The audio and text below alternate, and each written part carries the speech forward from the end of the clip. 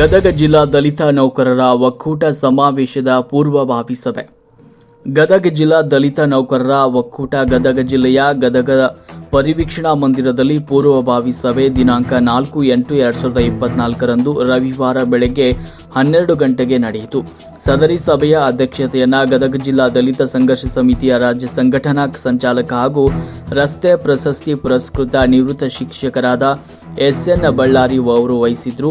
ಸಭೆಯ ಮುಖ್ಯ ಅತಿಥಿಗಳಾಗಿ ಡಿಎಸ್ ತಳವಾರ ಗದಗ ತಾಲೂಕು ಪ್ರಾಥಮಿಕ ಶಿಕ್ಷಕರ ಸಂಘದ ಅಧ್ಯಕ್ಷರು ಮತ್ತು ರೋಣ ತಾಲೂಕು ಬಿಆರ್ಸಿ ಸಂಪನ್ಮೂಲ ವ್ಯಕ್ತಿ ಶ್ರೀ ಐಎಸ್ ಮಾದರ್ ಹಾಗೂ ಗದಗ ಜಿಲ್ಲೆಯ ರೋಣ ತಾಲೂಕು ದಲಿತ ನೌಕರರ ಒಕ್ಕೂಟದ ಅಧ್ಯಕ್ಷರಾದ ಎಚ್ಆರ್ ಓಲೇಕಾರ್ ಹಾಗೂ ಗದಗ ಜಿಲ್ಲೆಯ ಗಜೇಂದ್ರಗಡ, ನರಗುಂದ, ಗದಗ, ಮುಂಡರಗಿ, ಶಿರಹಟ್ಟಿ, ಲಕ್ಷ್ಮೇಶ್ವರ ತಾಲೂಕಿನ ನೌಕರರ ಒಕ್ಕೂಟ ಅಧ್ಯಕ್ಷರುಗಳು ಹಾಗೂ ಸಂಘಟನಾ ಕಾರ್ಯದರ್ಶಿಗಳು, ಪದಾಧಿಕಾರಿಗಳು ಭಾಗವಹಿಸಿ ತಮ್ಮ ಅಭಿಪ್ರಾಯವನ್ನು ವ್ಯಕ್ತಪಡಿಸಿದರು ಮತ್ತು ಆಗಸ್ಟ್ ಕೊನೆಯ ವಾರದಲ್ಲಿ ನಡೆಸಲು ನಿರ್ಧರಿಸಿದರು.